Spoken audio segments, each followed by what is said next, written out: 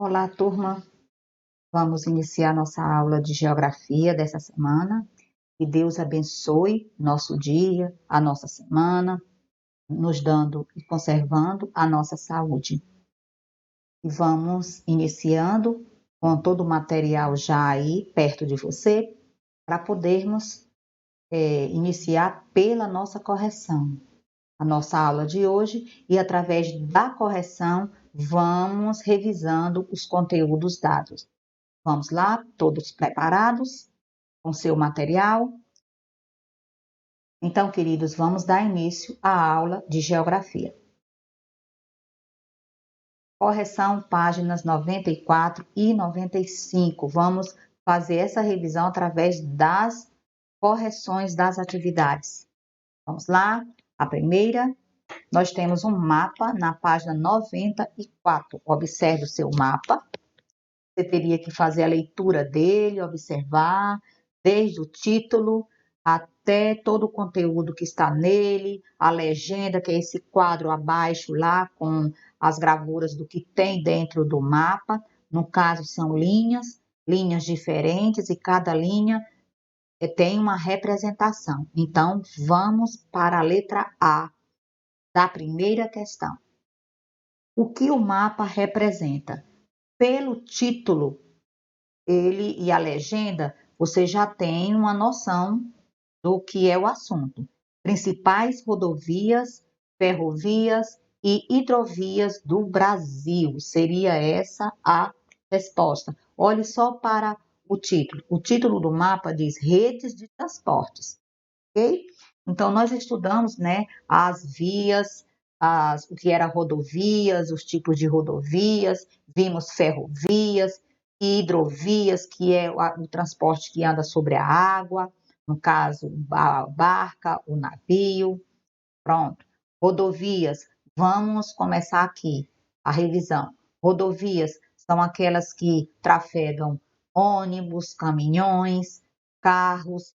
Ferrovias são os transportes que andam sobre os trilhos, no caso, trem de carga,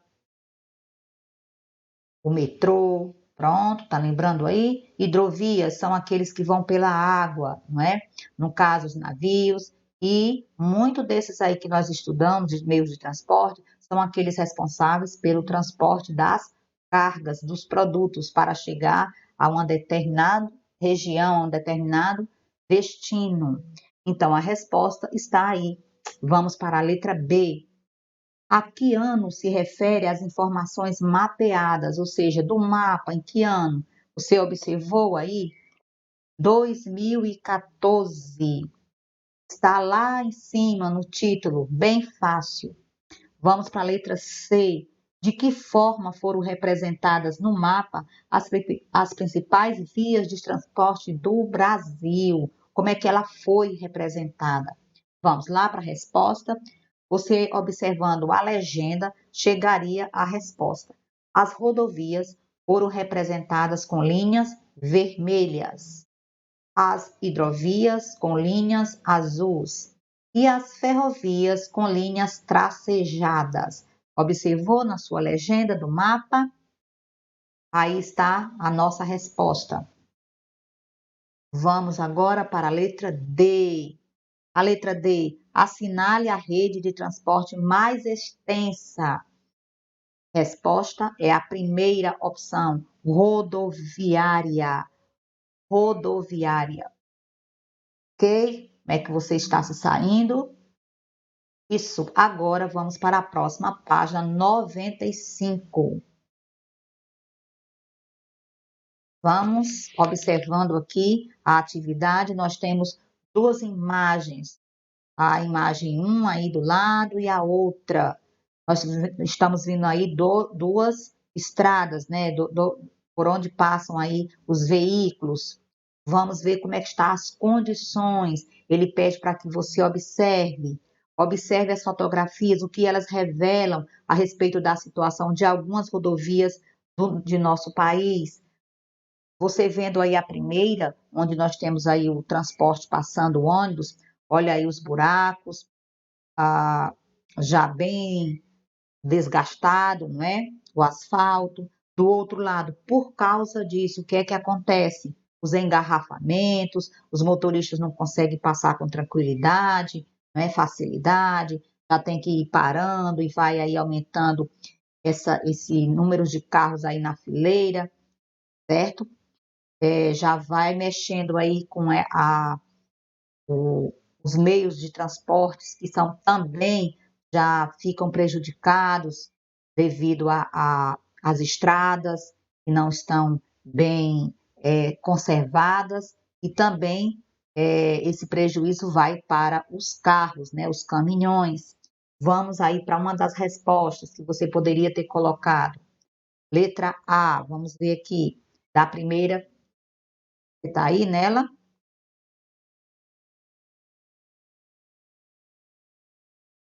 Pronto, voltando aqui agora. Revelam a falta de manutenção de algumas rodovias do Brasil. A resposta aí que você tem que colocar ao lado aí das imagens. Você observou isso? Resposta: revelam a falta de manutenção de algumas rodovias do Brasil. E por causa dessa falta de manutenção, ocorre aí essa aglomeração aí de carros, não é? O fluxo já fica mais difícil aí, a passagem desses motoristas aí com seus veículos. Pronto, se você colocou parecido com a minha, pode deixar sua resposta assim, tá bom? A falta de manutenção, né? O desgaste das rodovias. E agora, página 95, vamos continuando aqui com a segunda questão. Nós temos um texto com o título Os Desafios da Mulher Caminhoneira. Isso, vamos ver aí. Você leu esse texto, as dificuldades aí? Vamos analisar agora aí com a primeira pergunta. Por que o fato de uma mulher dirigir caminhões é considerado incomum? Por que isso? Ele está querendo que você dê sua opinião.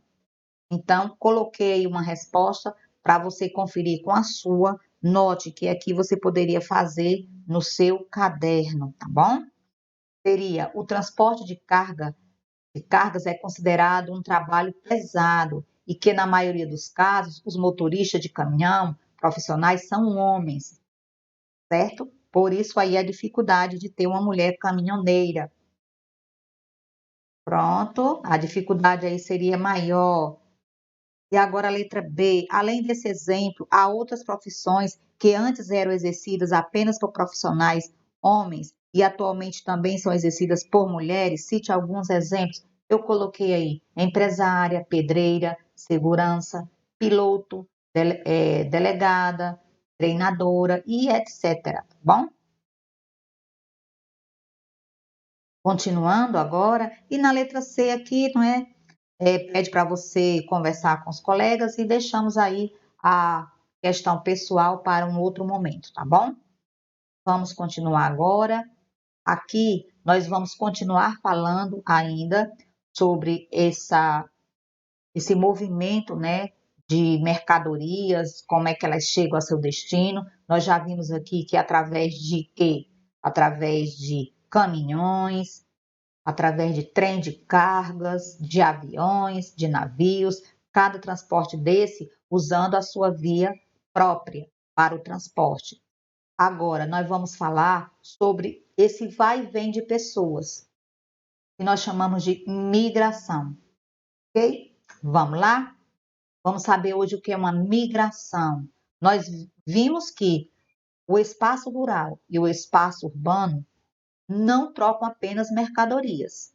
Não é só o vai e vem de mercadorias, bom? Também tem o movimento de pessoas para lá e para cá, ou seja, movimento de pessoas que vão para a zona rural, precisam estar lá e depois voltando para a zona urbana, para a cidade e vice-versa. E pessoas na cidade precisando também ir para a zona rural, rural precisando ir para a zona urbana. Como é que dá o nome desse vai e vem de pessoas? Se chama migração. Tem a migração de pessoas que trabalham em uma outra cidade todo dia ela tem que deslocar-se para essa cidade. Isso é chamada de migração. Quando termina seu trabalho, ela retorna para casa. Esse é um tipo de migração. O migrar é se deslocar, sair do seu local para um outro. Às vezes, essa migração, esse deslocamento fica definitivo e às vezes é provisório. E em alguns momentos é todo dia, ok? Vamos lá. As pessoas também se movimentam entre dois espaços. Há movimento de pessoas entre diferentes municípios, estados e países. Isso, pessoas precisam ir para outros estados ou para outros países, sair do seu país para outro. Isso é chamado migração. Esse movimento de pessoas é dado o nome de migração. Vamos observar aí o mapa do movimento migratório no Brasil. Vamos observar? E nesse mapa você vê aí, dentro dele, setas diferentes. Setas mais finas, setas mais largas. Vamos ver o que é que elas representam. Nas setas mais finas, houve um fluxo migratório menor. Nas setas mais largas, houve um fluxo migratório maior. Aqui, essas setas estão indicando a migração de pessoas de um estado para o outro. Mas note que é sempre dentro do país, do Brasil. Todas elas, ó. Preste atenção. Vamos observar, fixe aí no mapa, lá no Ceará e para Amazonas. Olha aí. E também de outros estados. Veja que o fluxo foi bem maior, indo para o estado de São Paulo, Rio de Janeiro e assim por diante. Mapa do movimento migratório no Brasil. Vamos observar aqui mais outro mapa migratório. Movimento da população dentro do território brasileiro, novamente aí as setas. Só que esse mapa aqui, ele já traz o quê? Já traz setas de cores diferentes, já traz desenhos de pessoas. Isso para você ver que é o movimento de pessoas se deslocando de um estado para o outro, de uma cidade para outra. Ok? Novamente aí, as setas, a espessura onde ela está apontando. Pronto. E nessa aula de hoje, você vai aprender que o campo e a cidade, um precisa do outro. Nós já estudamos isso em aulas anteriores. E há o movimento de mercadorias entre a zona urbana e a rural, ok? E vimos que não só é de mercadorias, mas que as pessoas também precisam migrar, sair, não é, para outros estados. Cada pessoa ou família, ela tem um motivo para migrar, para sair daquele local que ela está. Como eu falei para você, há migrações que é diária. Aquela diária é aquela que a pessoa se desloca da sua casa para o seu trabalho, do seu trabalho voltando de tarde para a sua casa. Bom, é uma migração também. Há aquela migração em que se planeja ir para uma outra cidade para lá morar. Outro tipo de migração. Às vezes por tempo temporário, indeterminado e às vezes fixamente. A pessoa decidiu sair daquela cidade e ir morar em outra ou em outro estado, certo? E também tem pessoas que saem do seu país para morar em outro. Outras saem do seu país para ir para outro país por tempo indeterminado, mas pretende retornar. Nós chamamos todo esse movimento aí de pessoas se deslocando de migração. Nós temos um mapa aí migratório dentro do território brasileiro. Vamos agora.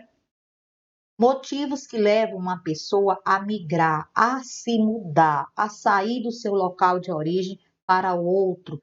Que motivos levam? São vários. Primeiro, em busca de trabalho e melhores condições de vida. Lá, o homem da zona rural Quando ele não encontra mais trabalho na zona rural, ele pensa e ele acaba fazendo a sua migração, indo para a cidade para morar, fixar morada lá, para isso, para em busca de trabalho, melhores condições de vida, de um emprego melhor. Então, vamos aqui ver os outros motivos. E a fuga de regiões afetadas por conflitos de guerra. Tem gente que sai do seu país para morar em outro devido aos conflitos que há ali de greve, de guerra, viu? Aí a pessoa quer um pouco de sossego na vida e acaba, com esse motivo, saindo do seu país para morar em outro. Também as graves secas. Isso é um dos motivos do homem do campo, né? Praticar o êxodo rural. Êxodo rural é o movimento migratório do homem do campo para vir morar na cidade. Chamamos de êxodo rural. Enchentes e destruição causadas por grandes tempestades ou tremores de terra, os terremotos. Então, pessoas que convivem com isso constantemente, todo ano, ela acaba ficando com medo de estar naquele país, naquele local, e ela acaba o quê? Fazendo a migração, a sua mudança devido a esses motivos. Então, tem esses motivos aqui e vários outros motivos. Às vezes é o quê? A escola, né, colégio para estudar fora, fazer faculdade fora. Vamos olhar aqui mais uma representação aí de imigração através de desenhos. Localize aí as pessoas, veja. Vamos agora e olhando esse outro aqui. Pronto, aqui é uma zona rural, um homem do campo. O que é que ele está sonhando aí? O que é que ele decidiu? Ele decidiu ir para a cidade. O que é que passa na mente dele? Uma casa melhor, note aí no pensamento dele, no balão do pensamento, uma casa melhor, mais confortável, perto da cidade. Aí ele pensa hospitais, escola para os filhos, né? Um emprego em uma indústria. Olha o pensamento dele aí. Vou para lá e vou conseguir emprego, vou ter uma casa melhor. Ele acaba, ó, ajeitando suas coisas e saindo da sua zona rural para a zona urbana em busca de melhores condições de vida. Mais aqui, outra imagem, né, de migração, aí também representando a zona rural. Esse movimento é chamado de êxodo rural, que é a saída do homem do campo para a cidade. E concluindo aqui a nossa aula sobre migração, movimento migratório e os motivos que fazem uma pessoa migrar, você irá fazer as páginas 98 e a 99 sobre o que acabamos de estudar, certo?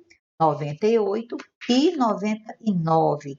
Você vai ter um texto, você pode ir para lá agora. 98 tem um texto para você ler. Leia esse texto e você vai responder as questões de 1 a 3 relacionadas à migração. E depois continua aí na página 99, ok? Fazendo aquelas questões aí que estão bem adequadas ao que nós vimos agora. Então, na próxima aula, vamos corrigir exercícios sobre os movimentos migratórios, que você viu aqui, e fazer aí a revisão da aula de hoje. Então, até a nossa próxima aula e beijo para você e a gente se encontra lá. Tchau!